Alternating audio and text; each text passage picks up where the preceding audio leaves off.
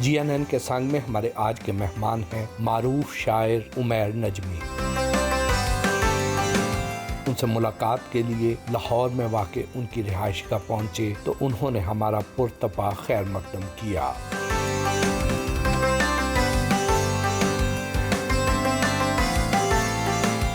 उमैर नजमी से गुफ्तगू हुई।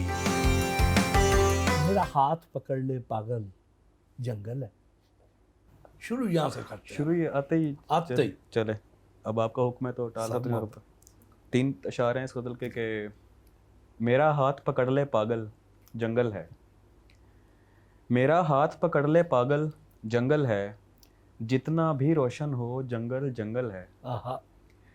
मैं हूँ तुम हो बेलें पेड़ परिंदे हैं, मैं हूँ तुम हो बेलें पेड़ परिंदे हैं, कितने अरसे बाद मुकम्मल जंगल है। वाह। आहा। कितने अरसे बाद मुकम्मल जंगल है, मुझ में कोई गोशा भी आबाद नहीं, मुझ में कोई गोशा भी आबाद नहीं, जंगल है सरकार मुसलसल जंगल है। वाह। बहुत मोहब्बत, कमाल। बहुत शुक्रिया। वाह वाह। अच्छे खासे आप आर्किटेक्ट थे, तो वो इतना वो काम छोड़ के किधर शायरी किधर आर्किटेक्ट इंजीनियरिंग, कोई तालमेल नहीं दिखता, कैसे आना हुआ इधर? मैं आपके ना इसका जवाब ऐसे दूंगा कि मैं बेसिकली एक शायर था, मैं रास्ता भटक के आर्किटेक्चर की तरफ चला गया था। वाह वाह वाह। फिर मैं वापस आ गया। वाह।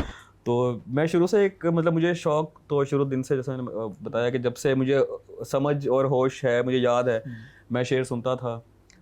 शेर मुझे अट्रैक्ट करता है तरफ। मैं खुद ब खुद मुझे होता था कि शेर कहीं से मुझे सुना है तो इसका मतलब मैं तलाश करूँ इसमें क्या बात की गई है। हाँ। 2 लाइनों में कितनी गहरी बात की है। ठीक है, अपनी उस वक्त जितनी भी मेरी अक्ल थी उसके मुताबिक, लेकिन मेरे लिए बड़ा एक ना वो अच्छा टाइम पास था। अमूमन निसाब के अलावा भी कोई शायर, जैसे मैंने जिक्र किया कई बार, तारिक अजीज साहब का बड़ा इसमें किरदार है। उन्होंने एक पूरी नस्ल को वो अपने बैतबाजी के जो प्रोग्राम में सेगमेंट था उसके जरिए तैयार किया। बिल्कुल। तो उनके प्रोग्राम्स में ही मैंने अशार सुन के शुरू किया, याद करना भी। जैसे पहले आपने देखा होगा डायरियों में लोग लिखा करते थे सुन सुन के, फिर वो याद करके दोस्तों को सुनाना या अपने इवन रिश्तेदार जो बैठे हुए हैं। फिर बैतबाजी के मुकाबले हमारे घर में अमूमन मेरी वालदा भी करवाती थी, हम बहन भाइयों में आपस में।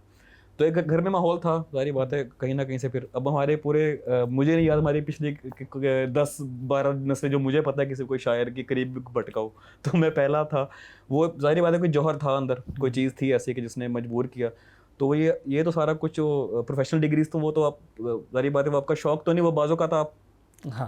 हालांकि मैंने अपने शौक से ही ये डिग्री चूज़ की थी, लेकिन फिर भी मेरा असल मेरे ख्याल में जो शोबा था वो शायरी था, जो मैंने जहाँ आना था, और मैं शुरू से उसके साथ ही था। घर का माहौल आप बता रहे हैं, तो इस तरफ मिलान किसका था? रुझान वालदा का ज़्यादा था, वालिद साहब का ज़्यादा था, जिसने आपको बतौर शायर ढलने में जिसने आपको हेल्प आउट किया? दोनों का किरदार था।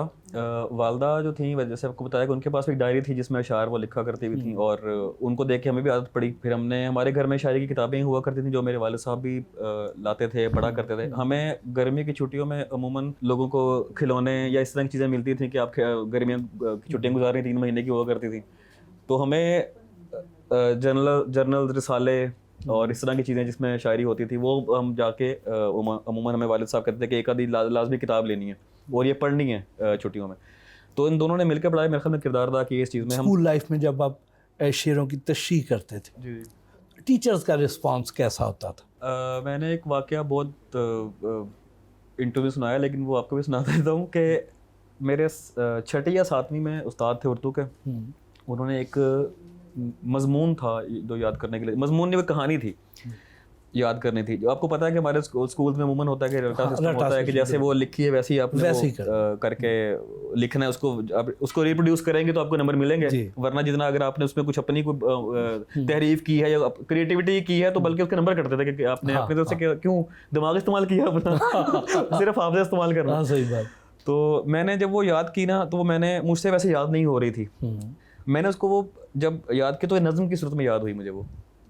तो मैंने जब उनको सुनाई वो कहते ये तो बाकायदा एक बहर पे आ रही है, एक वो जैसे हमारे वो मीटर्स होते हैं ना, वो था फेलुन फेलुन की बहर पे, मुर्गा निकला सुबह सवेरे दाना दुनका चुगने, मुझे अभी याद नहीं पूरी कहानी, वो एक ठीक है मुर्गा एक निकलता है दाना चुगने के लिए, वो देखता है कि दाना छोटा है, मैं आगे बड़ा मिलेगा छोड़ता जाता है, फिर वो आखिर में देखता है तो वो सबसे आगे जो आखिर में उसको दाना मिलता है वो सबसे छोटा होता है, फिर हम पीछे मुड़ते तो बाकी दाने भी कोई मतलब वो जा चुके होते हैं, तो था कि लालच बुरी बला टाइप को था इसका। तो मुझे वैसे याद नहीं हो रहा था, मैंने इसको ऐसे याद किया सबको सुनाया मैंने ना, तो मैंने जब उनको सुनाया ना, मुझे कहते हैं ये तुमने ऐसे कैसे याद की है, मैंने कहा मुझसे याद ही ऐसे हो रही थी, फिर उन्होंने मुझे कहा कि तुम्हारे अंदर एक शायर है और ये तुम किसी वक्त शायरी करोगे लेकिन अभी ना करना, अभी तुम अपनी तालीम मुकम्मल करो और फिर इस तरफ आना, वरना ये तुम्हारा ये और वो सही कह रहे थे, मेरे ख्याल में उनका जो मशवरा था बिल्कुल ठीक था, क्योंकि जब आप शायरी की तरफ आते हैं तो फिर ये आपको कहीं और का नहीं रहना देती, फिर आप सारी बातें पूरी फिजा में होते हैं, फिर आप अगर इस फिजा में आते हैं फिर आप कोई और कुछ कर नहीं सकते। तो मैंने खैर उस वक्त उनकी बात मानी, लेकिन ज़्यादा देर तक नहीं मानी, फिर वो फ़ौरन ही मैट्रिक के बाद कॉलेज में भी मैंने इवन कुछ दोस्तों में बैठ के, जैसे होता है बंदा कुछ सुनाता है कुछ जैसे फिल्म दी कोई चीज़ कही और सुना दी और फ़ौरन रिएक्शन भी आ गया कि अच्छी है बुरी है, तो भूल गए, न कभी लिखी नहीं, कभी शेयर नहीं की, सोशल मीडिया था नहीं तब, हाँ तो डायरी वगैरह भी कुछ नहीं थी, बस ऐसे ही जैसे आपसे बातें कर रहा हूँ, बातें करते करते सुनना यार, एक ज़हन में एक ख्याल आया सुनना, तो सुनाया, हाँ यार अच्छा ठीक है, बस भूल गए। तो बाकायदा शुरू हुआ है बहुत बाद में। मैंने फिर यूनिवर्सिटी में आके एक नज़म का मुकाबला था, वहाँ मेरे दोस्तों ने मुझे ज़बरदस्ती, क्योंकि उनके साथ बैठ के उनको था कि ये कर सकता है, करता है, तो ये पब्लिक क्यों नहीं करता, तो उन्होंने मुझे एक नज़म कहा कि तुम इस पे लिखो, तो वो बाकायदा मुकाबला था एक पूरी यूनिवर्सिटी में, उसका डिपार्टमेंट सारे शरीक थे, तो उसमें मेरी नज़म को तीसरी पोजीशन मिल गई, वाह, ज्यूरी की तरफ से। तो वो जो हमारे फिर उस वक्त था कि लिटरेरी सोसाइटी वाले जो पहले तीन पोजीशन वाले थे ना, उनको मेन ग्रैंड मुशायरा पढ़ाते थे। अब उस मुशायरे में उन्होंने मुझे कहा कि तुमने आना है। जब मैंने उसका कार्ड देखा, उसमें मुनीर नियाज़ी साहब, अमजद साहब, नौशी गिलानी, आप नाम लें, उस वक्त पाकिस्तान के जितने बड़े शायर सारे उसमें मौजूद थे। मैं पहली बार एक नज़म लिखी और मैंने वो मैं सोच रहा था कि मैं जाऊँ ही ना पढ़ने के लिए, कि कितने बड़े नाम इनके सामने बैठ के मैं ये पढ़ूंगा। तो उन्होंने मुझे बार मोटिवेट किया, कहते अगर जजेस ने या जो हमारे जो सीनियर्स हैं उन्होंने तुम्हारी इस नज़म को इस काबिल समझा है कि वो तीसरी पोजीशन दी है, तो तुम इस काबिल हो कि तुम पढ़ सकते हो। तो जो 50-60 लोग थे उनमें से तुमने तीसरे नंबर पे आए हो, तो तुम्हें पढ़ना चाहिए। खैर मैं उस दिन भी बड़ी मुश्किल से मुझे वो घेर घार के घर आके मुझे लेके गए, मैं नहीं जा रहा था। अच्छा। एक स्टेज फेयर भी था, एंग्जाइटी, पहली बार आपने कोई चीज़ पब्लिक करनी है, तो मैं नहीं जा रहा था। अच्छा, फिर जब मैं बैठा हूँ जाके, तो आप यकीन करें मेरी पूरी की पूरी क्लास बिल्कुल सामने बैठी हुई, और आपके क्लास फेलोज तो वो होते हैं जो आपको कहीं कामयाब होता है देख सकते हैं वो सारे हंस रहे हैं, इशारे कर रहे हैं मुझे कि ये कहीं मतलब पढ़ ना पाए। मैंने सारी की सारी नज़म ऐसे, मैं सर झुका हुआ था मेरा एक कागज़ पे, जैसे बंदा मजमून पढ़ता है ना, तो तब हमें ना पढ़त का पता था, ना अंदाजे पे यहाँ क्या होता है, पढ़ते कैसे हैं, कहाँ पॉज होता है, कहाँ स्ट्रेस होता है शेर में, कैसे एक लाजमत होते हैं ना कुछ पढ़ने के भी होते हैं, बिल्कुल ऐसा, तो हमें तो बिल्कुल भी नहीं पता था। तो बस मैंने मजमून की तरफ पढ़ के मैं उठ गया। लेकिन उस वक्त शायद अमजद साहब ने मुझे बुला के उन्होंने कहा था कि तुम जारी रखो। उन्हें बताया गया होगा कि ये ऐसे ही बस आ गया है, करता करता नहीं, उन्होंने कहा कि इसको ध्यान दो, तुम्हारे अंदर मौजूद है ये जोर। तो बस वो ऐसे मिल मिला के, ऐसे बड़े लोगों की शफकत थी, दुआएं थी, तो यहाँ तक आज। आपका कोई कलाम इंडिया की किसी फिल्म में भी तो इस्तेमाल हुआ, वो क्या था? विभूपुरी साहब की फिल्म है गुस्ताख इश्क, नसीरुद्दीन शाह साहब उसमें, उन्होंने, अब एक बंदे ने बचपन में मिर्ज़ा गालिब के रूप में एक आदमी को देखा हो जो गालिब की गज़लें पढ़ रहा है, और वो उससे कुछ साल बाद आपकी गज़ल पढ़ रहा हो, आप सोच नहीं सकते कि मेरी क्या कैफियत थी। तो उन्होंने मुझसे रब्ता किया 2023-24 में कि हम ये आपकी 3 गज़लों के कुछ अशार शामिल करना चाह रहे हैं, बाकायदा रॉयल्टी हर चीज़ के साथ उनके साथ मेरा कॉन्ट्रैक्ट हुआ। लेकिन जैसे ही वो फिल्म रिलीज़ होने के करीब थी तो मामला थोड़ा सा ऊपर नीचे हो गए। तो उन्होंने खैर मुझे, जैसे उन्होंने पहले तो मेरा बाकायदा नाम था उसमें, प्रमोशन में, हर चीज़ में, फिर उनको थोड़ा सा वो बैक ऑफ करना पड़ा उस चीज़ से। उन्होंने इतना मुझे वो नहीं कर सके कि हम एक पाकिस्तानी शायर का कलाम इसमें है। लेकिन बहरहाल जब वो नेटफ्लिक्स पे हुई सोशल मीडिया के थ्रू, फिर वो लोगों ने वहाँ से कट करके चलाया, तो फिर मेरे ज़ाहिर बात है यहाँ के लोगों को पता चला। मैं खुद भी उस मामले में खामोश था क्योंकि दोनों तरफ ही आग बराबर लगी हुई थी। तो बहरहाल वो बात छुपती तो नहीं है। तो फिर उसमें 3 गज़लों के मेरे 3 अशार कह रहे, 9 से 10 अशार उसमें इस्तेमाल हुए। विजय वर्मा ने कुछ अशार पढ़े और कुछ नसीरुद्दीन शाह ने। वो सुनाए ना तीनों? अच्छा, मैं सुनाता हूँ। पहले तो मैं सुनाता हूँ जो मेरे अशार पढ़े नसीरुद्दीन शाह साहब, वो हैं कि ये रूह बरसों से दफन है, तुम मदद करोगे? हाँ ये रूह बरसों से दफन है, तुम मदद करोगे? बदन के मलबे से इसको जिंदा निकालना है। हाँ नज़र में रखना कहीं कोई गमशनास गाहक, नज़र में रखना कहीं कोई गमशनास गाहक, हाँ। मुझे सुखन बेचना है, खर्चा निकालना है। वाह। और निकाल लाया हूँ एक पिंजरे से एक परिंदा, हाँ, निकाल लाया हूँ एक पिंजरे से एक परिंदा, अब इस परिंदे के दिल से पिंजरा निकालना है। हाँ हाँ। ये 3 अशार उन्होंने पढ़े, और जो विजय वर्मा ने पढ़े वो तो थे कि बिछड़ गए तो ये दिल उम्र भर लगेगा नहीं, बिछड़ गए तो ये दिल उम्र भर लगेगा नहीं, लगेगा लगने लगा है मगर लगेगा नहीं। वाह। बिछड़ गए तो ये दिल उम्र भर लगेगा नहीं, लगेगा लगने लगा है मगर लगेगा नहीं, नहीं लगेगा उसे देखकर मगर खुश है, हाँ। नहीं लगेगा उसे देखकर मगर खुश है, मैं खुश नहीं हूँ मगर देखकर लगेगा नहीं। वाह कमाल। बहुत शुक्रिया। और जो दूसरी गज़ल के शायर विजय वर्मा ने ही उसमें पढ़े कि है कोई जिससे तेरी यारी ना हो, है कोई जिससे तेरी यारी ना हो, आदमी इतना भी बाजारी ना हो। वाह वाह वाह वाह। है कोई जिससे तेरी यारी ना हो, आदमी इतना भी बाजारी ना हो, मुझसे भी होकर वो आगे बढ़ चुका, मुझसे भी होकर वो आगे बढ़ चुका, दोस्त बच के अब तेरी बारी ना हो। वाह वाह। अब आपका ज़रिया मुआश क्या है, शायरी या आर्किटेक्ट? ज़रिए मुआश मेरा, मैंने की तो आर्किटेक्चरल इंजीनियरिंग है, वो घरों की क्या कहते हैं प्लानिंग होती है, तो मैंने ऑलमोस्ट उसी डिग्री से मिलता जुलता मेरा काम है। मैं टाउन प्लानिंग करता हूँ, मैं रियल एस्टेट डेवलपमेंट का काम में हूँ इस वक्त। आमद होती है, जी जी।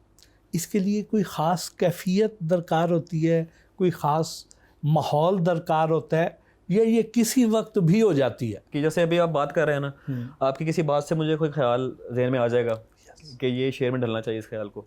मेरे बहुत सारे मिसरे ऐसे हैं जो अमूमन जैसे दोस्तों में बातें हो रही तो उससे निकले हुए हैं। जैसे मैं आपको सुनाता हूँ कि बरसों पुराना दोस्त मिला जैसे गैर हो, बरसों पुराना दोस्त मिला जैसे गैर हो, देखा रुका झिझक के कहा तुम उमैर हो। वाह। अभी एक दोस्त ने मुझे ऐसे ही आके, बिल्कुल यूएटी में मैं गया था कोई 7-8 साल बाद, तो एक दोस्त पुराना जो वहाँ पे अब वो पढ़ा रहा है, मेरा क्लास फेलो तो नहीं था लेकिन और डिपार्टमेंट का था, दोस्त था तब। तो उसने मुझे देख के ऐसे ही कहा, मतलब मैं अब काफ़ी चेंज हो चुका था, मेरा तब वेट भी यूनिवर्सिटी में थोड़ा सा ज़्यादा था, फिर दाढ़ी थोड़ी सी बड़ी हुई थी, काफ़ी चेंजेस थी मुझ में। तो उसने जब मिलकर मुझे कहा ना तुम उमैर, मेरे ज़हन में अचानक ख्याल आ गया यार ये तो शेर में ढलना चाहिए, तो वो फिर वो शेर में डाला। फिर एक और आपको सुनाता हूँ, आपको अंदाज़ा होता गया कि हम कैसे, मतलब इवन बातों से भी ख्याल निकल आते हैं कि अब हमें एक आम गुफ्तगू हमारे जुमला बोला जाता है कि और कोई साढ़े लायक या और कोई हमारे। जी बिल्कुल। तो उसके ऊपर एक बतला सुने आप कि तुमको वहशत तो सिखा दी है गुजारे लायक, तुमको वहशत तो सिखा दी है गुजारे लायक, और कोई हुक्म कोई काम हमारे लायक। आहा वाह वाह।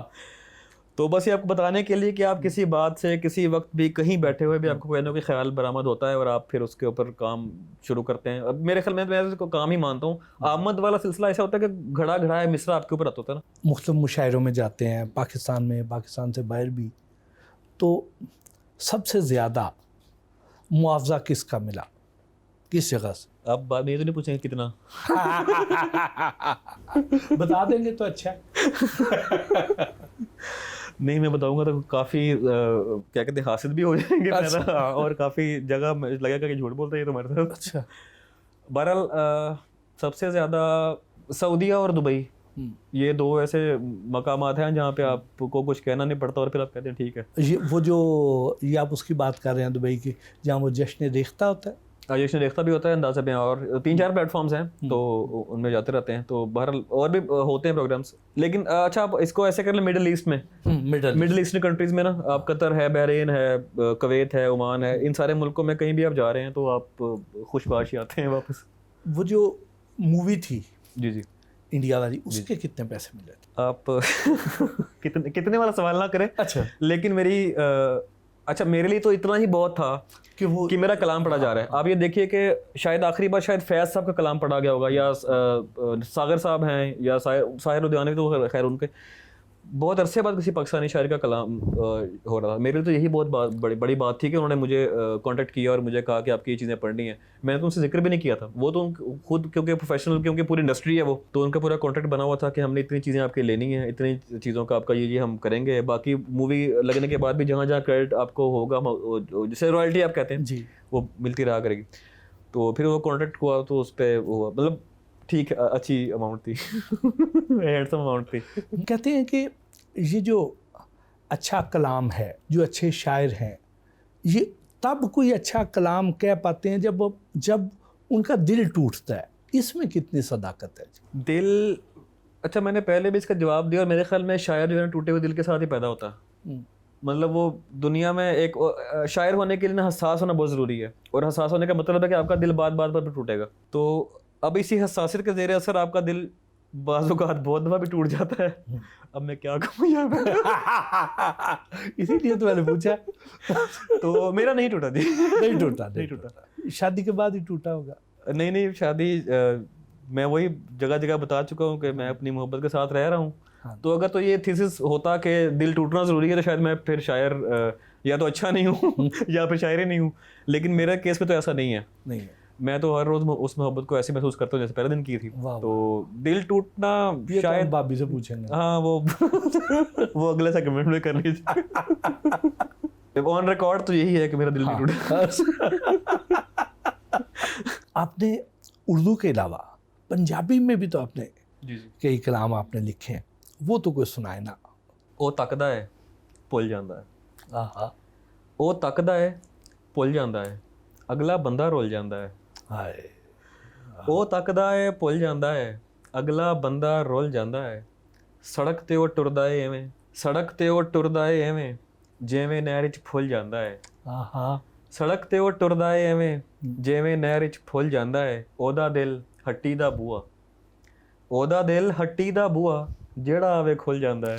आहा, वाह वाह। ਉਹਦਾ ਦਿਲ ਹੱਟੀ ਦਾ ਬੂਆ, ਜਿਹੜਾ ਆਵੇ ਖੁੱਲ ਜਾਂਦਾ ਹੈ। ਫਿਰ ਕੀ ਹੋਇਆ ਜੇ ਮੈਂ ਰੋਇਆ, ਫਿਰ ਕੀ ਹੋਇਆ ਜੇ मैं रोया, ਭਰਿਆ ਬਰਤਨ ਡੁੱਲ ਜਾਂਦਾ है। आपके जो कलाम है उनमें एक बड़ी शगुफ्ता सी उदासी छलकती है, उसके पीछे कौन है? उसके पीछे जो है वो सामने है। ये तो सियासी बयान दे रहे हैं आप। आपको कभी किसी ने कहा कि आप बड़े अच्छे डिप्लोमेट बन सकते हैं, आप बड़े अच्छे सियासतदान बन सकते हैं, या खुद कभी आपको ये फील हुआ? क्योंकि आप जितने सियासी जवाब दे रहे हैं, बात घुमा फिर आके आप बड़े तरीके से अंदर से निकल जाते हैं। ये आर्ट हर एक को नहीं आता। जी बिल्कुल, और इसलिए बचे हुए हैं। अल्हम्दुलिल्लाह। देखें आप, 3 महाज होते हैं ज़िंदगी में, तीनों पर अल्हम्दुलिल्लाह कामयाबी से अभी तक तो चल रहे हैं। फैमिली भी किसी को मुझसे कोई शिकायत नहीं है, बच्चे भी ठीक है, टाइम मिलता है उन्हें भी, सारा कुछ जो भी है, काम की तरफ से भी कोई मसला नहीं है, काम भी चल रहा है और शायरी तो चल ही रही है। तो अमूमन होता ही है कि किसी ने एक तरफ आप ज़्यादा तवज्जो देते हैं तो बाकी आपके चीज़ें मिस हो जाती हैं। तो शायद इस हवाले से मैं थोड़ा सा सियासी आदमी हूँ कि मैंने 3 महाजों पर बैक वक्त लड़ रहा हूँ और चल रहा है। सफारती कामयाबियाँ हासिल कर रहे हैं। सिफारती कामयाबी हासिल कर रहा हूँ, और मुझे लगा शायद अब तक ये बात किसी ने पहुँचाई है। मैं तकरीबन मैंने 1 साल एक्टिव पॉलिटिक्स में भी हिस्सा लिया है। बस फिर तो आपको शायद मैं उस कहीं आपने मेरे को तस्वीर देख ली शायद। नहीं, मैंने तो अंदर आपके टैलेंट पहचान लिया, बस वो तो आप वो है ना, ये टैलेंट तो आप में है कि आप टैलेंट पहचान लेते हैं। तो बस वो, लेकिन मुझे जाते ही अंदाज़ा हो गया था कि ये काम मेरा नहीं है, तो मैं फिर निकल आया था। जब आप कोई कलाम लिखते हैं, आमद होती है, आप लिखते हैं, तो उस वक्त क्या अंदाज़ा होता है कि ये वाला कलाम जो है ये बहुत पॉपुलर हो जाएगा, या नहीं पता होता पहले से, या जिसके लिए आपने बहुत ज़्यादा उम्मीदें बांधी होती हैं कि ये बहुत अच्छा होगा और उसका रिस्पांस वैसा नहीं आता, और कुछ कई बार ऐसे होता है कि को आपने वैसे ही लिख दिया और वो हिट हो गया? पहली बार सवाल मुझसे किया और बहुत अच्छा सवाल किया आपने, और मुझे खुशी होगी इसका जवाब देने में। मेरे साथ भी बहुत दफ़ा ऐसा हुआ कि मैंने गज़ल कही। अब गज़ल में 5-6-7 अशार होते हैं, जो शेर मुझे लगता है कि ना यार ये शेर जो है ना ये मेरी पसंद का, मतलब मुझे बड़ा इसने लुत्फ़ दिया है, सरशार कर दिया शेर ने मुझे, वो आम लोगों तक पहुंचता ही नहीं है, वो वहाँ पे रिस्पॉन्स ऐसा नहीं आता। और जो शेर आप कहते हैं कि मैंने बस कह दिया है हो गया है, वो कहीं कहीं निकल जाता है। जैसे भी ये गज़ल मैंने आपको शेर सुनाया कि मोहब्बतों में हलाला हराम होता है, अब ये शेर मेरे लिए एक आम शेर था, मतलब इसमें कुछ मेरे लिए कोई ख़ास बात नहीं थी, लेकिन ये शेर इतना वायरल हुआ।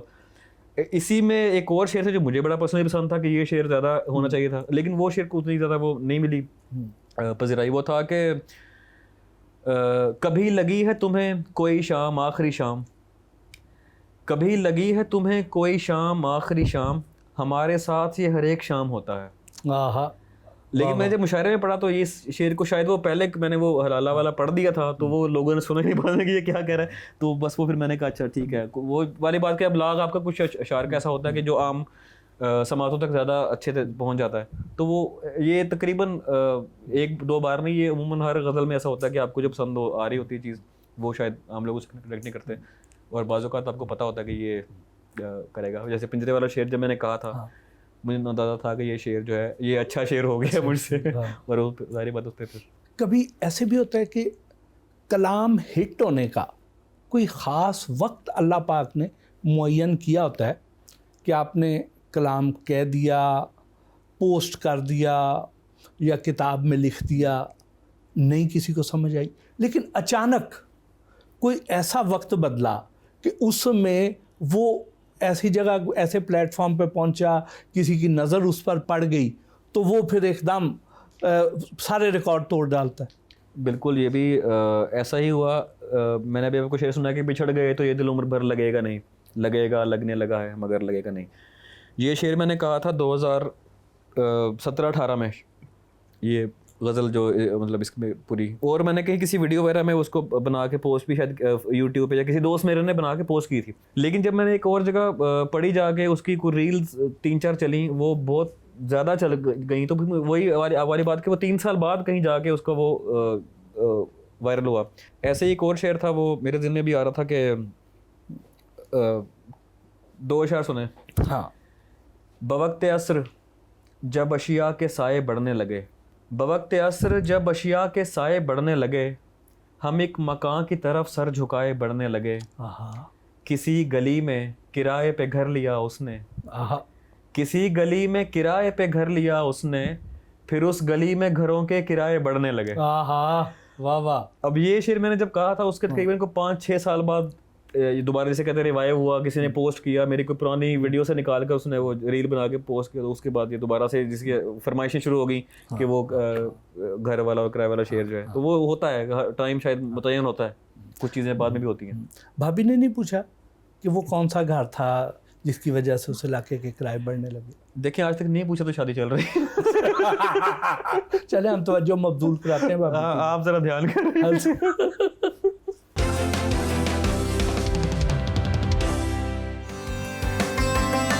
उमैर नजमी की अहलिया और बच्चों से बातचीत हुई। आपको पता है कि आपके पापा कितने बड़े शायर हैं? हाँ जी, ठीक है, पता है। कैसे पता चल? मैं जहाँ भी देखता हूँ यूट्यूब वगैरह हर जगह आ रहा होता है। और आपके क्लास फेलोज को पता है? हाँ जी, सबको पता है, टीचर्स को भी भी पता है। और वो कभी ये नहीं कहते कि हमें अपने बाबा से मिलवाओ, उनको हमारे स्कूल में लाओ? सारे यही कहते हैं। ये कहते हैं। और कभी आपके स्कूल फंक्शन में बाबा एज ए चीफ गेस्ट आए हों? हाँ जी, आए थे हमारे स्पोर्ट्स इवेंट पे। और उस दिन आपकी क्या फीलिंग्स थी? मैं बहुत खुश था कि वो आए थे। हाँ। हमारे टीचर्स ने सेल्फीज भी ली थी उनके साथ। और उसके बाद आपकी अपनी रिस्पेक्ट कितनी बड़ी फिर स्कूल में? क्या, बहुत ज़्यादा। बहुत ज़्यादा। वाह। जब आप किसी मॉल में जा रहे हो, लोग बाबा को पहचानते हैं, साथ सेल्फीज बनाते हैं, कैसा लगता है? बहुत अच्छा लगता है। आपने बड़े होके क्या बनना है? क्रिकेटर। शायरी नहीं पसंद आपको? नहीं। शायर पसंद है? बाबा पसंद है। एक शायर, सिर्फ एक ही शायर पसंद है आपको? हाँ जी। और कोई नहीं? बाबा को कोई शेर आता है आपको? नहीं। शायर पसंद है, शायरी नहीं। प्रीते, आपका नाम कितना प्यारा है, किसने रखा है? मेरे पापा ने। पापा ने रखा? इसका मतलब क्या है? परियां। आपको शायर अच्छे लगते हैं? हाँ जी। अच्छा, आपको किसी शायर का नाम आता है अपने बाबा के अलावा? कुछ ना खाते हैं ज़्यादातर, तो नहीं क्या पता है। इन्हीं के ही पता है। और आपको शेर अच्छे लगते हैं? नहीं अच्छे लगते? सिर्फ बाबा ही अच्छे लगते हैं, उनके शेर नहीं अच्छे लगते? बाबा जब घर में शेर सुना रहे होते हैं तो आप सुनती हो नहीं सुनती? मैं कई बार ऐसा यूट्यूब में सर्च करके सुनती हूँ, मुझे खुद नहीं पढ़ना, लेकिन ऐसा दूसरों अब्बा का पढ़ना अच्छा लगता है। अब्बा का पढ़ना अच्छा लगता है, ठीक है। और जब अब्बा वो शेर सुना रहे होते हैं तो आप उस वक्त गौर से सुन रही होती हो या नहीं? मतलब गौर से सुन रही होती हूँ बस। तो बाबा इतने ज़्यादा बिज़ी होते हैं, वो अपना बिज़नेस भी कर रहे हैं, शायरी भी कर रहे हैं, ट्रैवलिंग भी करते हैं, हाँ जी। तो आपको टाइम कितना देते हैं? बहुत टाइम देते हैं मैम। अच्छा, मिल ही रहते हैं, सारा दिन घर ही होते हैं? नहीं, रात को इस तरह गेम्स खेलते हैं, तब कौन सी? जैसे लूडो, कार्ड्स वगैरह इस तरह। डांटता कौन ज़्यादा है, मामा या बाबा? दोनों बराबर। प्यारा कौन ज़्यादा लगता है आपको? दोनों। दोनों। किस बात पे बाबा ज़्यादा डांटते हैं? अगर हम लोग इस तरह बड़ों से बहस करें, पर कोई भी इस तरह उल्ट काम करें, तो कोई भी गंदा काम, तो। और मामा किस बात पे डांटती हैं? दोनों सेम। दोनों सेम ही है। मामा की शिकायत लगानी हो तो बाबा को लगाती हो नहीं लगाती? नहीं, हाँ। किसी को भी नहीं लगाती। किसी को भी नहीं लगाती? और बाबा की शिकायत मामा को भी नहीं कभी लगाई? शिकायत ही नहीं है, दोनों है ही नहीं, ठीक है। घर में बाबा से कौन ज़्यादा डरता है? डरता कोई, मतलब सारे। बाबा मामा से कितना डरते हैं? नहीं डरते? नहीं। श्योर? श्योर। अच्छा हाँ जी। जी, अस्सलाम वालेकुम भाभी। वालेकुम सलाम। भाभी, आपकी शादी लव मैरिज हुई या arrange marriage? Arrange marriage. Arrange marriage. जी। तो जब इनका रिश्ता आया तो उस वक्त आपने इनके कलाम सुन रखे थे? नहीं, इन्होंने बताया 2014 में इन्होंने पोस्ट करना शुरू किया, शादी 2013 में हुई थी। ठीक है।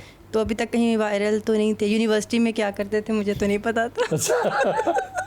अब पता चल जाता है? जी जी, मेरे सामने ही वो आमद वगैरह सब मेरे सामने सिलसिला चल रहा होता है। हाँ। जी। तो ये तो नहीं होता कि वैसे आमद हो रही हो, आपके सामने आने पे जामद हो जाती हो? नहीं, ये जोन आउट हो जाते हैं। टोकते भी नहीं है, मैं बोलती रहती हूँ, मुझे पता चल जाता है, सुन नहीं रहे। उस वक्त बस हूँ हाँ कर रहे होते हैं, मुस्कुरा रहे होते। जब आमद होती है ना, बस ये मैं कहती हूँ मेरी बात तो ऐसी नहीं है कि मुस्कुराया जाए। ये आमद हो। जब ये जाते हैं बाहर या यूनिवर्सिटी किसी में मुशायरे पे, तो जब लड़कियां इनके साथ सेल्फियां बनवा रही होती हैं तो उस वक्त आपको कैसा महसूस होता है? बहुत अच्छा लगता है। इन्हें जो भी इज़्ज़त देता है, एक लड़की हो, बच्ची हो, बड़ा हो, जो मर्जी इनको इज़्ज़त देगा तो मुझे भी इज़्ज़त मिलती है।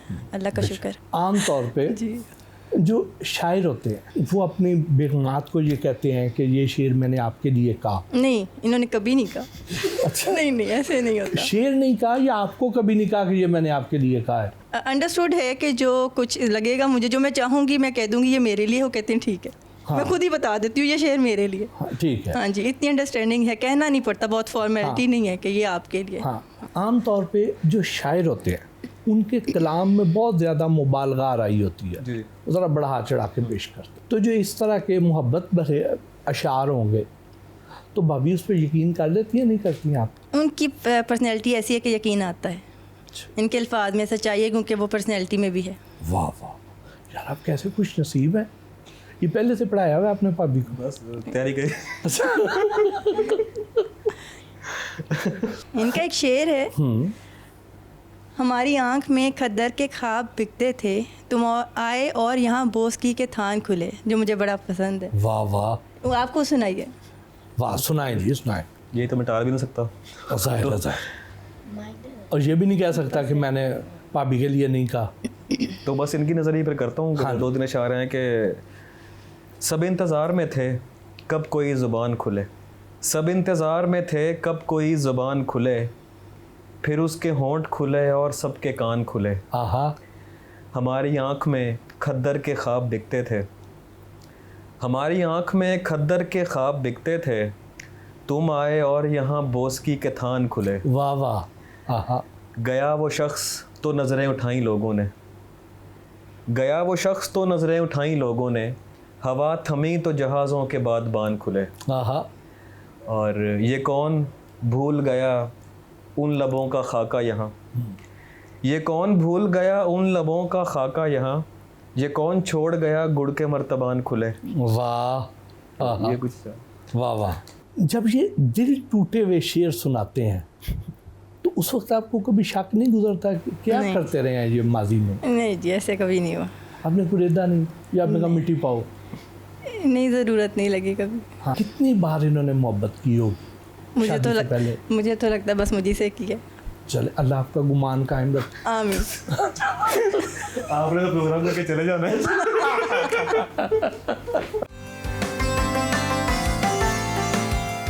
मामू से मुलाकात के लिए रवाना हुए।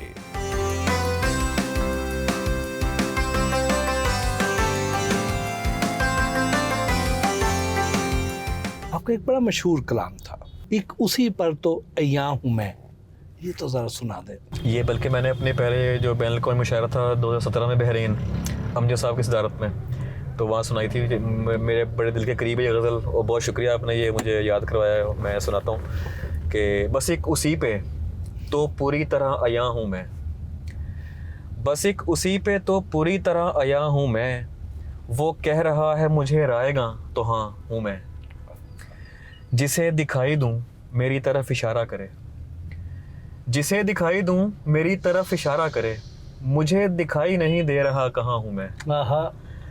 जिसे दिखाई दूँ मेरी तरफ इशारा करे, मुझे दिखाई नहीं दे रहा कहाँ हूँ मैं।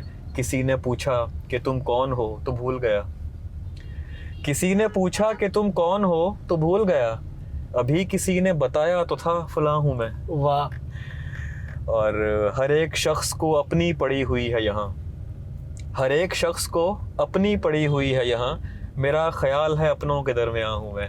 वाह वाह वाह वाह। हर एक शख्स को अपनी पड़ी हुई है यहाँ, मेरा ख्याल है अपनों के दरमियाँ हूँ मैं खुद को तुझसे मिटाऊंगा एहतियात के साथ, मैं खुद को तुझसे मिटाऊंगा एहतियात के साथ, तू बस निशान लगा दे जहाँ जहाँ हूँ मैं। वाह। तू बस निशान लगा दे जहाँ जहाँ हूँ मैं। और इधर उधर से नमी का रिसाव रहता है, इधर उधर से नमी का रिसाव रहता है, सड़क से नीचे बनाया गया मकान हूँ मैं। आहा। आहा। इधर उधर से नमी का रिसाव रहता है, सड़क से नीचे बनाया गया मकान हूँ मैं। वाह वाह। बहुत आला, बहुत आला। मुशायरों में ये जो दाद मिलती है बड़ी वाह वाह होती है, क्या ये सच्ची होती है या बस वैसे इखलाकन ही कर रहे होते हैं वो लोग? ये देखिए, मुशायरा गाह में ना एक माहौल होता है, और वो माहौल ऐसा होता है कि उसमें आप कुछ बनावटी कर नहीं सकते, वो नेचुरल होता है। एक फ्लो बन रहा होता है किसी शायर की, जो कलाम होता है ना, वो लोग उसको आप मतलब अब तो कलाम छोड़ें, नाम लिया जाता है। कुछ ऐसे शायर हैं अल्हम्दुलिल्लाह, मैं भी अब उनमें शायद शुमार करते हैं कि जब उनका नाम ही लिया जाता है तो लोग कुर्सी में खड़े हो जाते हैं कि बस सब ठीक है, हो गया। मतलब वो काफ़ी देर तक तालियां बजती हैं, 5-5 मिनट। मुझे अभी आपकी बात से याद आ कि इस्लामाबाद में भी एक था कुछ अर्सा पहले इवेंट, 5 मिनट तक लगातार तालियां, सिर्फ मेरे बैठने तक। मैं बैठ के भी उनको कहता था कि मैं लेकिन उन्होंने मुझे पढ़ने से पहले उन्होंने काफ़ी देर मुझे असरा। तो इतनी मोहब्बत आपको पहले ही शेर सुनाने से मिल रही है।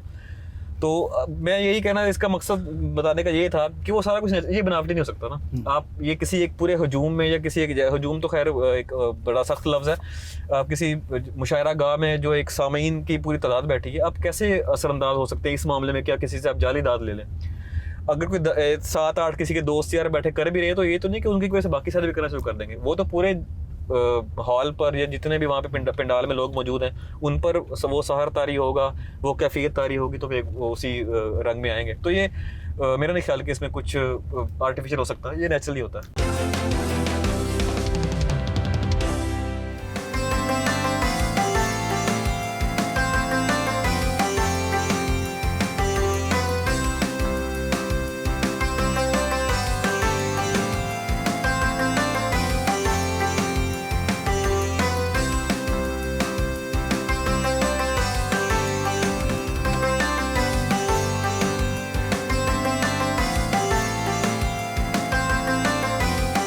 उमर भाई तारुफ करवाएं ना जी। जी, ये मेरे मामू हैं, प्रोफेसर डॉक्टर वसीम तालिब, गायनाकोलॉजी के प्रोफेसर हैं। जो मैं आपको बता रहा था कि मेरी वालदा की तरफ से जो सारा लिटरेरी सिलसिला था, तो उसी माहौल में ये भी मैंने इनकी भी देखी हैं डायरीज़ वगैरह, जिसमें ये शायरी वगैरह खुद भी शायद किया करते थे और लिखते भी थे।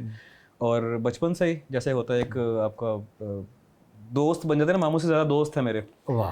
तो अब क्योंकि अब मेरे शहर में नहीं है, मैं जब यहाँ आता हूँ तो ये मेरे माँ बाप की जगह, यही मैं इनके पास ही आता हूँ, यहाँ पे यही घर, मैं बेसमेंट यहाँ पे इनके घर में ना मेरा बसेरा यहाँ होता है। वाह। तो ज़्यादा टाइम इनके साथ गुजरता है, तो मेरा था कि मैं ज़रूर इनको लोगों को बताऊं कि इनका भी हिस्सा है। जहाँ भी मैं हूँ तो एक हाथ ये भी है जो पुश करने वाला है। आज जिस मकाम पे आप, जी उसमें एक बहुत बड़ा हिस्सा जो है डॉक्टर साहब का भी। बिल्कुल बिल्कुल। डॉक्टर साहब, जब ये शायर बन रहे थे या इन्हीं की आर्किटेक्ट की ज़ुबान में अगर हम कहें, जब ये ज़ेरे तामीर शायर थे, तो उस वक्त ये किस तरह के शेर कहते थे? आपको क्या उस वक्त आपको अंदाज़ा था कि ये एक दिन इतने मशहूर हो जाएंगे, हिट हो जाएंगे? ये अंदाज़ा तो नहीं था कि इतने मशहूर हो जाएंगे, लेकिन ये तो पता था कि टैलेंटेड है और सेंसिटिव भी है और शरारती भी बहुत था। आमतौर पे इंटेलिजेंट बच्चे शरारती होते हैं। तो ऑब्वियसली शुरू में इसने अपने जो ज़ेरे तामीर वाले शेर इतने सुनाए नहीं हमें। हमने तो जब सुने तो हम शॉक्ड हो गए कि माशाल्लाह इतना अच्छा मैच्योर स्टाइल और सारा कुछ, तो बहुत बहुत अच्छा लगा। और मतलब बड़ी तेज़ माशाल्लाह तरक्की की और बड़ी जल्दी ये मुकाम हासिल किया। आप पढ़ते हैं इनका कलाम? जी, बहुत शौक़ से। बहुत शौक़ से? पढ़ने से ज़्यादा यूट्यूब पे सुनते हैं या लिंक्स भेज देते हैं, ये तो वो बहुत मज़ा आता है। ख़ास तौर पे जब इतने लोग सराहते हैं तो ऐसा लगता है जैसे हमें वो दाद मिल रही है। आपको कौन सा कलाम इनका सबसे ज़्यादा पसंद है? मुझे वो जो एक शेर है वो बहुत ज़्यादा इंस्पायर भी करता है और बेस्ट मुझे लगता है वो जो निकाल लाया हूँ एक पिंजरे से एक परिंदा, अब उस परिंदे के दिल से पिंजरा निकाला। मुझे ऐसे लगता है जैसे पाकिस्तानियों के बारे में है। सही बात है कि पिंजरे से तो 1947 में निकल आए थे, लेकिन दिल से पिंजरा अभी भी नहीं निकला। ये बात वही है ना कि जिन लोगों को अपनी बेड़ियों से प्यार हो जाता है। जी बिल्कुल ऐसे ही, बिल्कुल ऐसे ही। ये वो वाली बात है। हाँ जी। तो कभी आपका माशाल्लाह अपना शेरी ज़ौक़ भी मेरे साथ बता रहे थे जितना अच्छा है, तो इनके शेर में, उसकी अदायगी में, उसकी तलफ़्फ़ुज़ में आपने कोई इस्लाह की हो, इनको बताया हो, गाइड किया हो कि यार इसको अगर थोड़ा सा इस तरीके से करो तो ये और ज़्यादा बेहतर हो जाएगा? नहीं, मैं इतना अच्छा नहीं कि कभी रहा शायरी में कि मैं इसको गाइड कर सकूं। मैं सिर्फ इसको एंजॉय करता हूँ, सुनता हूँ और मज़ा लेता हूँ। वाह। मुझे सबसे अच्छी बात ये लगती है कि उमैर को मैंने जब भी सुना है ये रवायतन नहीं पढ़ता कि मतलब जैसे ऊपर से, हर दफ़ा दिल से पढ़ता है और ये बात मुझे अच्छी लगती है। दिल से पढ़ते हैं ना तो ही दिल में उतरते। बिल्कुल। उमैर साहब, ये जो हमारा डिजिटल मीडिया है, डिजिटल मीडिया में आहिस्ता आहिस्ता अब रील्स ज़्यादा चलने लग पड़ी हैं पुरानी वीडियोस की निस्बत, जो लॉन्ग ड्यूरेशन की होती हैं। जैसे एक दौर में टेस्ट मैच होता था, फिर वनडे आया और अब T20 आ गया, T10 आ गया। तो क्या आपको ऐसा महसूस होता है कि लोगों का अटेंशन जो स्पैन है वो कम हो गया है? लोग ज़्यादा लंबी बात नहीं सुन सकते हैं, ज़्यादा लंबा कलाम नहीं सुन सकते हैं, तो उसको आपको मद्देनज़र रख के अपना कलाम में कोई एडजस्टमेंट करनी पड़ती है या आप अपनी उसी डगर पर कायम हैं? सबसे पहली बात तो ये कि ये सिर्फ शायरी की हद तक नहीं है। अब जैसे आपने क्रिकेट की बात की है, आप फिल्म देख लें, पहले 4-4, 5-5 घंटों की भी होती थी, अब वो बहुत ज़्यादा हो तो ड्यूरेशन उसकी घंटा, सवा घंटा, 1.5 घंटा तक रखने की कोशिश की जाती है कि ताकि लोग उस पर अटेंशन स्पैन, ये मेरी या आपकी राय की बात नहीं, ये तो स्टडी है कि अब तकरीबन 17 से 18 सेकंड का वो अटेंशन स्पैन है जो हमारी जनरेशन है, तो वो तो सारी बातें कम हो रहा है। आपको इतना कुछ अवेलेबल है कंटेंट कि आपको होता है कि अगर थोड़ा सा भी कोई बोरियत का अंसर आ रहा है या कहीं आपको लग रहा है कि तो आप फ़ौरन स्क्रॉल या स्वाइप या चैनल चेंज जो भी आप कर सकते हो उसको जान छुड़ा रहे हैं। ये तो आपकी पहली बात होगी। दूसरी बात, इससे मैं शुरू से अल्हम्दुलिल्लाह उस फील्ड, मेरे गज़ल की वो मतलब गज़ल की सिन्फ ऐसी है कि आप 2 लाइन में बात करनी है आपने, वो पहले ही शॉर्ट एक फॉर्म है कि आपने 2 लाइन में पूरी बात कर देनी है। तो वो मेरे ख्याल में अगर कोई भी शेरी सिंफ जो है जिंदा रहे ना रहे, गज़ल रहेगी, मसनवी नहीं रही, कसीदा नहीं रहा क्योंकि वो लंबे असनाफ थी, नज़म बहुत कम हो गई है क्योंकि नज़म ज़रा लंबा उसके थोड़ी तवालत होती है उसमें। तो गज़ल में तो आपने 2 लाइन्स ही, और वो भी बिल्कुल जो छोटी बहर होती है फ़ाइलतुल मुफ़ाइल पे, बिल्कुल जो इब्ने मरीम हुआ करे कोई, मेरे दुख की दवा करे कोई। अब ये देखें 2 लाइन्स हैं छोटी सी, इससे छोटा क्या करेगा कोई। तो रील हो या वैसे कहीं लिखा हुआ हो, मेरे ख्याल में गज़ल का शेर कहीं नहीं जाने वाला। ये इसका ऑलरेडी है, उसका सबसे शॉर्ट फॉर्मेट है किसी भी लिटरेरी फॉर्म जो है। आप जब शेर सुनाते हैं और आपको लगता है कि ये डिजिटल मीडिया पे चलेगा, तो उसमें जो उसका सबसे कीमती जो शेर होता है, जो आपको लगता है कि ये लोगों के दिलों में उतर जाएगा, उसको शुरू में रखते हैं, और जो निस्बतन फीके होते हैं उनको एंड पे लेके जाते हैं ताकि वो जो व्यूअर है वो साथ जुड़ा रहे। इसको क्या करते हैं आप? एक तो किसी शायर के लिए अपना शेर फीका था, वो नहीं होता, वो जैसे बच्चों की तरह ही होता है, कोई किसी से प्यारा नहीं होता। लेकिन होता ये है कि जिस शेर में आपको बाद शायर ऐसे होते हैं जिस मुशायरे में पढ़े ना आपको दाद मिल जाती है, तो आपको लगता है कि ये शेर शायद ज़्यादा आवाम तक पहुंचते हैं, तो फिर वो थोड़ा सा। लेकिन मैं ऐसा नहीं करता, मेरी जो गज़ल की जो किताब में या मैंने खुद से तरतीब बनाई होती है, मैं वैसे ही पढ़ता हूँ। कई ऐसे मतले हैं जिन मतलों पे मुझे लगता है कि दाद मतलब शायद लोगों तक पहुंचते नहीं है, या वैसे उसका रिस्पांस नहीं आता जो जैसे मैं चाहता हूँ। लेकिन कोई मसला नहीं, मैं उस मतले से ही आगाज़ करूँगा और वैसे ही करूँगा, मैं उसको छोड़ूंगा नहीं। तो बाकी अगर किसी तक पहुंचे तो ठीक है, वरना मैंने तो अपना काम पूरा करना है। तो इससे कभी फ़र्क नहीं पड़ा कि दाद किसको मिल रही है, वो जिस शेर को मिलनी है पहले ही मिल जाएगी, बाद में मिल जाएगी, वो डजंट मैटर। उमैर नजमी हम सब के पसंदीदा शायर है, लेकिन उमैर नजमी के अपने पसंदीदा शायर कौन है? मेरे पसंदीदा शुरा में वैसे तो तवील फहरिस्त है, मतलब असातिज़ा को तो आप ज़ाहिर बात है जो उनको नहीं मानेंगे या नहीं पसंद करता, मैं तो कहता हूँ शायद फिर अभी शायरी में वो वैसे ही कच्चा है। मतलब मीर गालिब इन लोगों के, या इकबाल हैं जिनको आप शायरी के 3 सतून कहते हैं, कि इन लोगों ने पूरी रिवायत को हमारी कायम किया। मीर ने बिल्कुल एक जैसे कहते हैं खाम या रॉ इमोशन है मीर, वो सिर्फ उसमें जज्बा ही जज्बा है। गालिब के यहाँ बड़ी पुख्तगी, एक बड़ा कसा हुआ मिसरा जैसा आप कहते हैं ना, उसमें टेक्निकलिटी बड़ी है, और इसलिए उन्होंने अपना बहुत सारा कलाम मनसूख भी किया। दीवान में सिर्फ उनकी 264 कुछ गज़लें हैं, मीर के 6 दीवान हैं। तो वो उस लिहाज से वो फिर उनसे सबकत इस हवाले से ले गए कि उन्होंने चुनीदा कलाम पेश किया और उनसे उसी लेवल का कलाम पेश किया। मतलब जहाँ भी आप जिक्र करेंगे मीर के साथ गालिब का नाम आएगा, ये बड़ी बात है। खुदाए सुखन कहते हैं मीर को, उनके होते हुए किसी के बंदे का नाम साथ आ रहा है, इसका मतलब है कि उसका भी लेवल कम नहीं है। फिर इकबाल ने बिल्कुल एक उसके उर्दू शायरी को तब्दील कर दिया, नहीं बिल्कुल एक उसमें फ़िलोसॉफिकल पूरा जो टच वो लेकर आए, हमारे ख़ास तौर पर मशरक़ की रवायात और मशरक़ का मुकाबला मगरिब से करवाना, ये पहली बार इकबाल के यहाँ आप देखते हैं। तो इन 3 के बाद तो फिर एक इरफान सिद्दीकी हैं इंडिया के शायर, मेरे पसंदीदा जो मैं बता रहा हूँ कि जिनको मैंने बहुत पढ़ा है। इरफान सिद्दीकी साहब को मैंने पढ़ा है, और अगर उसके बाद आप आते हैं पाकिस्तानी शुरा में, मैंने ज़्यादा उन शुरा को पढ़ा है जिनके शायद नाम लोगों ने ना सुने हों, तो लेकिन मैं हमेशा वो सुनाता हूँ। रईस फ़रोग़ हैं, जमाल एहसानी हैं, सरवत हैं, शकीब जलाली हैं, और मुस्तफ़ा ज़ैदी। ये कुछ 5-6 नाम ऐसे हैं जो वैसे तो इनमें से कुछ एक आधी गज़ल शायद किसी की कोई हिट हुई हो या लोग ना जानते हों, लेकिन मुझे इनके कलाम से शायद इसीलिए थोड़ा सा डिफरेंट भी मेरा लोगों को लगता है कि क्योंकि मुझे इन लोगों ने काफ़ी मुतासिर किया, ये रिवायत से काफ़ी हटकर लिखने वाले लोग थे। तो इसलिए ये 3-4 नाम मैं मेरे ये कह लें, ये मेरे जो मैं अगर कहीं पढ़ना चाहूँगा किसी की शायरी तो मैं इन 6-7 लोगों में से किसी एक को पहले उठाऊँगा। जैसे मीर साहब का आपने जिक्र किया कि वो उनका कलाम जो है वो बड़ा चुनीदा होता था, तो ऐसे कई शायर हैं जिनका कलाम चुनीदा होता है। अच्छा लफ्ज़ इस्तेमाल किया, ठीक है, चुरीदा अच्छा है। वाह, उनके बारे में क्या कहेंगे जी? उनके बारे में मैं ऑन कैमरा कुछ कह नहीं सकता। ठीक है। आपने अपनी जो किताब, इसका नाम एक क्यों रखा? ये अच्छा, मैंने 2-3 जगह ये बताया और दोस्तों को भी बताया, और कोई इस बात का यकीन नहीं करता, लेकिन ये नाम मुझे ख्वाब में आया था।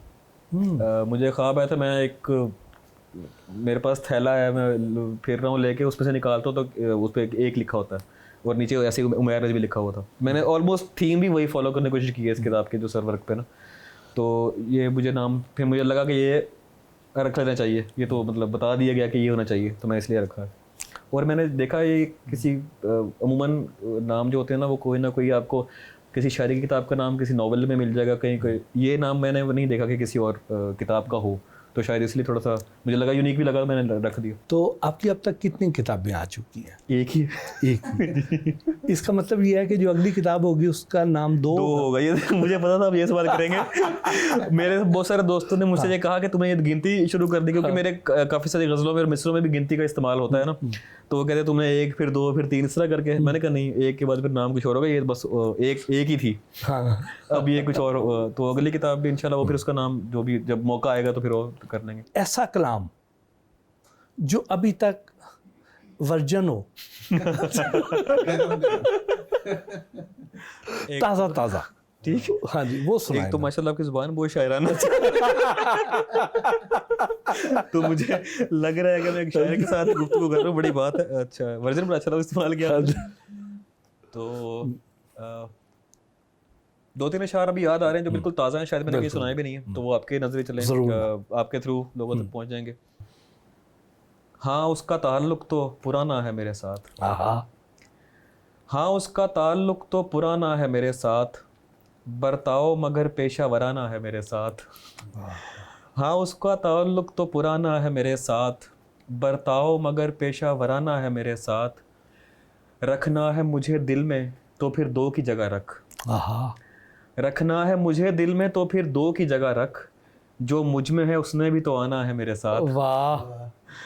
रखना है मुझे दिल में तो फिर 2 की जगह रख, जो मुझ में है उसने भी तो आना है मेरे साथ, दिल उसका महाफिल से ना उठ जाए तो कहना, दिल उसका महाफिल से ना उठ जाए तो कहना, बस तुमने उसे तन्हा बिठाना है मेरे साथ।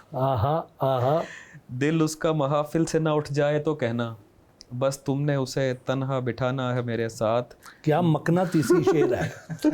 बस तुमने उसे तन्हा बिठाना है मेरे साथ, जलते हैं तभी शहर के आवारा कबूतर, जलते हैं तभी शहर के आवारा कबूतर, जिस पर थी नज़र उनकी वो दाना है मेरे साथ। वाह वाह, ये कुछ अशार ताज़ा, माशाल्लाह, बहुत आला, बहुत आला। बहुत शुक्रिया। स्नूकर खेलने के लिए गए,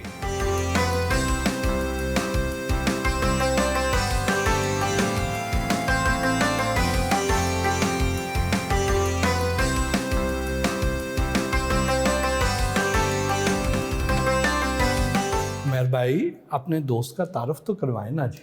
जी बिल्कुल, ये मेरे बड़े प्यारे दोस्त हैदर अली साहब हैं, और मेरा और इनका ये मुश्तरका शौक़ है। वाह। लेकिन ये तो खैर बाद में पता चला, दोस्ती तो उसे उसकी वजूहात, खुद भी पढ़े लिखे आदमी हैं, इनको भी शेर व शायरी से शगफ़ है। वाह। और जर्मनी रहते हैं, पाकिस्तान आते जाते रहते हैं, तो जब आते हैं तो हमारा एक आधा मैच लाजमी होता है। कमाल। हम दोनों को ये शौक़ मुश्तरका है, तो मेरी दोस्ती भी इसलिए। ये इसका मतलब आम इंसान नहीं है। नहीं बिल्कुल भी। जो जर्मनी में रह के शेर व शायरी को समझता हो, वो आम इंसान कहाँ हो सकता। इंसान कभी कभी इंसान ही लगते हैं।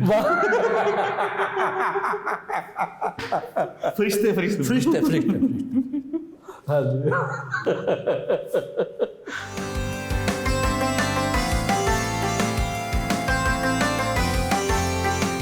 उमैर नजमी के दोस्तों से गुफ्तगू हुई।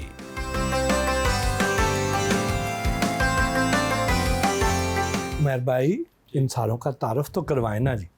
जी मोहसिन भाई, ये लाहौर में मेरे वो दोस्त हैं कि जिनके होते मुझे लगता है कि मुझे किसी वक्त किसी जगह कुछ भी ज़रूरत पड़ेगी तो मैं अकेला नहीं हूँ।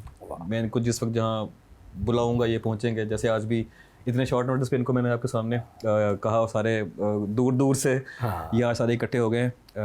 बारी बारी तारुफ करा देता हूँ। ये हारिस शाहिद बेसिकली मेरे छोटे भाई का दोस्त था पहले, फिर मेरे साथ दोस्ती हुई तो वो ऐसा है कि उससे ज़्यादा शायद मेरे साथ इसकी दोस्ती मेरा ख्याल है कि हो गई है। मेरे छोटे मामू, इनको मैंने अलहदा से दोस्तों से इसलिए बुला के इनकी शुरू में मेरी दोस्ती ही है। मामू वाला रिश्ता तो पता नहीं, लेकिन हमारे शुरू से हमने बहुत टाइम, जब से मैं लाहौर में हूँ, इकट्ठे क्रिकेट कार्ड जो भी आप कह लें कि पढ़ाई के अलावा जो कुछ था हमने इकट्ठे किए।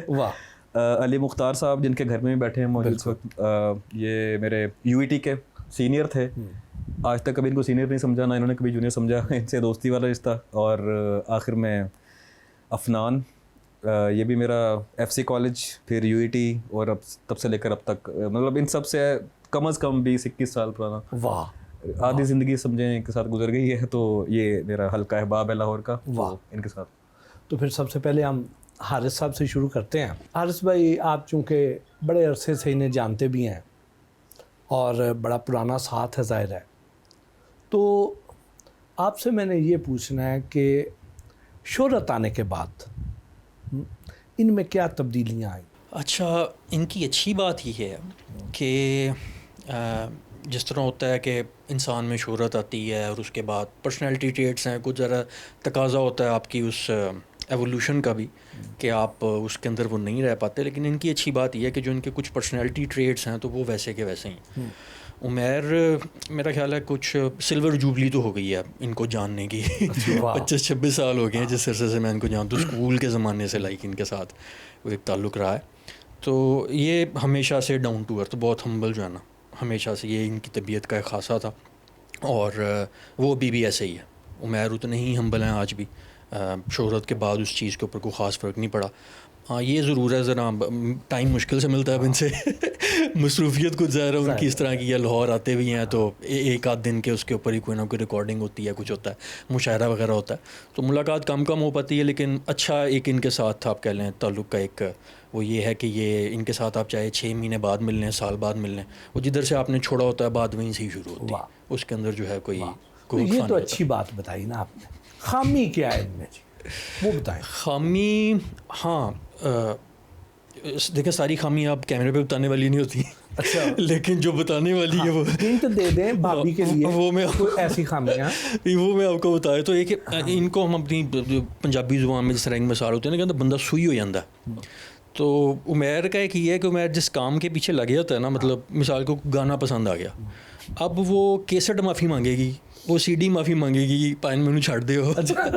लेकिन वो एक दफ़ा उसको रगड़ के अच्छी तरह सारी ज़िंदगी का जो सुनना होता है वो एक दफ़ा सुन लेते हैं, उसके बाद उसकी जान छोड़ते। एक बार हम ट्रिप पे यहाँ से निकले थे, नारायण गए, हाँ, नारायण से वापस यहाँ तक आए, गाड़ी में एक गाने चला, तो ये मुझे वही क्योंकि वो उनको पसंद आ गया था। तो वो फिर इस तरह है। और ये हर काम के मामले में, यानी कि उमैर जिधर टिकी हो जाता है उधर फिर वो टिकी हो जाता है।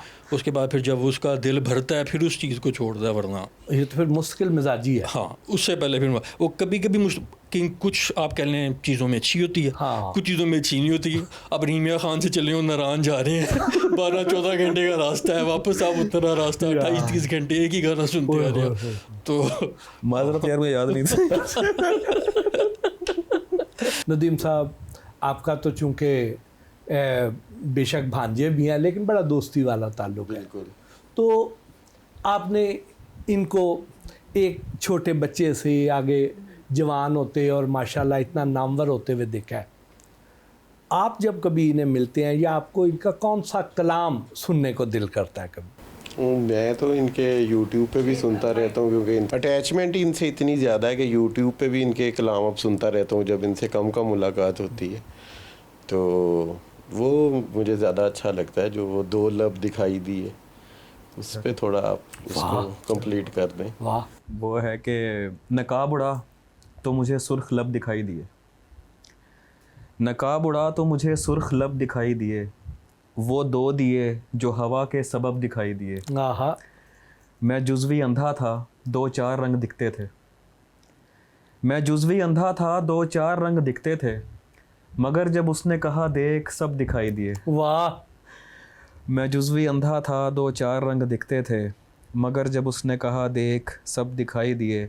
नज़र झुकी ही न थी इससे कबल हैरत है, नज़र झुकी ही न थी इससे कबल हैरत है, किसी के पाँव बिछड़ने की शब दिखाई दिए।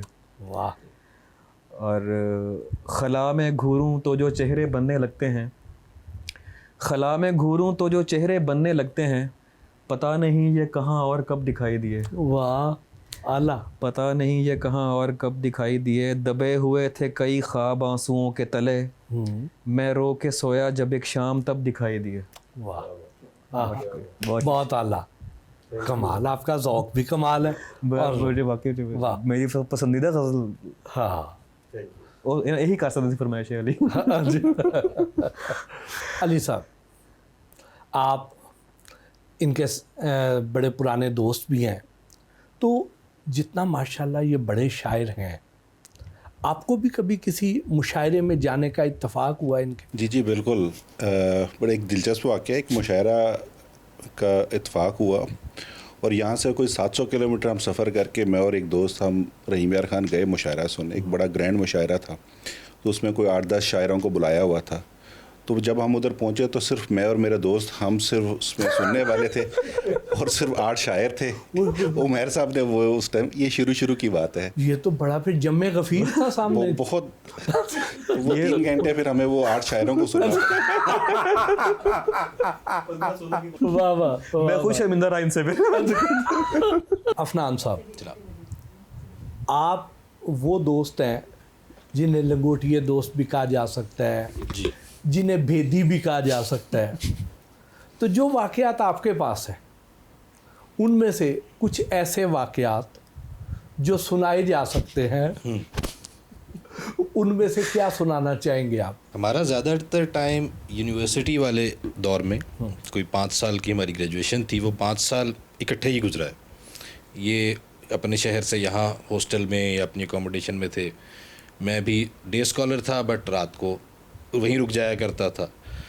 तो एक एक्टिविटी जो उस वक्त होती थी कंटिन्यूस स्पोर्ट्स वाली होती थी कि जी हम पढ़ाई करें ना करें, खेलने में सारा ज़ोर है।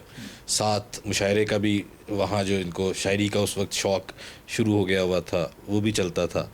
फिर दोस्त जब इकट्ठे बैठते थे हम क्लास फेलो 7-8 लोग, फिर सारी रात कोई ताश खेल रहे हैं, कोई रंग खेल रहे हैं। तो इस तरह की मसरूफियात रही हैं बहुत सारी जो हम करते रहते। वो जो ख़वातीन तालबात थी उनमें किस हद तक मकबूल थे? मकबूलियत तो कोई ख़ास नहीं, ख्वाहिश बोलते। हाँ जी, ख्वाहिश है मकबूलियत काफ़ी। मकबूलियत का लफ्ज़ गलत हो जाएगा, अब है माशाल्लाह। हाँ जी, लेकिन उस वक्त के लिए ऐसा नहीं था। आपने तब मुझे देखा नहीं। इनकी ट्रांसफॉर्मेशन सिर्फ शायर की नहीं है, इनकी ट्रांसफॉर्मेशन उस वक्त समझ लें वज़न शायद एग्जैक्ट मैं ना बता सकूं, या वेस्ट 40 से लेकर 28 की थी। इन्होंने यूनिवर्सिटी के एक ऑफ टाइम में जो 2-3 महीने की ब्रेक होती है उसमें कोई 38-40 की वेस्ट से 28 की वेस्ट का सफ़र करके आए थे। कमाल। उसी मकबूलियत की ख्वाहिश के लिए। अच्छा, और फिर कितने कामयाब हुए? नहीं हुए। और इस बात का एहसास महरूमी कितना था इनमें? वो शायरी में नजर आता है। ये जो नकाब उठने पे 2 लब दिखाई दिए, ये वहीं से निकलते हैं। वहीं से निकलते, वहीं से